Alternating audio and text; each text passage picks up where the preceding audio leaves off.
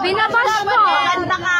Ang Ang ganda! pangit daw ng veneers ni Fiang. Mas maganda daw yung ngipin niya before nung hindi pa siya nagpapakabit ng veneers. Yan ang ilan sa mga comments ng mga netizens matapos silang makita yung ngipin ni Fiang kahapon nung nag-guest siya sa It's Showtime. Actually, napanood ko yung segment na yun at halata naman na hindi din comfortable si Fiang sa bago niyang ngipin dahil ilang beses nakuhanan ng camera na dila siya ng dila sa ngipin niya. Siguro sobrang kapal sa feeling, which is normal naman kapag nagpakabit ka talaga ng something sa ngipin mo. Pero sabi ni Fiang sa mga nambabash sa veneers niya, hindi pa naman daw yun final. Temporary pa lang daw yung nilagay sa ngipin niya. Panoorin nyo to.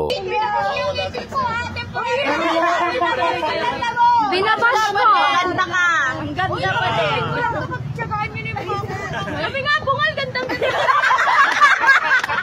Actually, marami ako napanood na vloggers din na nagpakabit din ng veneers at normal na process yun. Kakabitan ka talaga ng temporary sa ngipin mo habang fina-finalize pa or ginagawa yung mismong veneers mo. Kasi kapag hindi nilagyan ng temporary veneers sa ngipin mo, parang sira-sira tignan yung ngipin mo. I-search nyo na lang online kung paano yung ginagawa sa ngipin bago kabitan ng veneers para makita nyo yung itsura ng ngipin ni Fiang kapag walang temporary veneers. So, expect natin nagaganda pang tignan yung ngipin niya. Siguro, kapag kinabit na yung permanent veneer ni Fiang, mas maganda na at hindi na ganun kakapal tulad nung kinabit sa kanya kahapon. Pero kayo ba, anong prefer nyo sa ngipin ni Fiang? Yung walang veneers o yung merong veneers? Comment down below.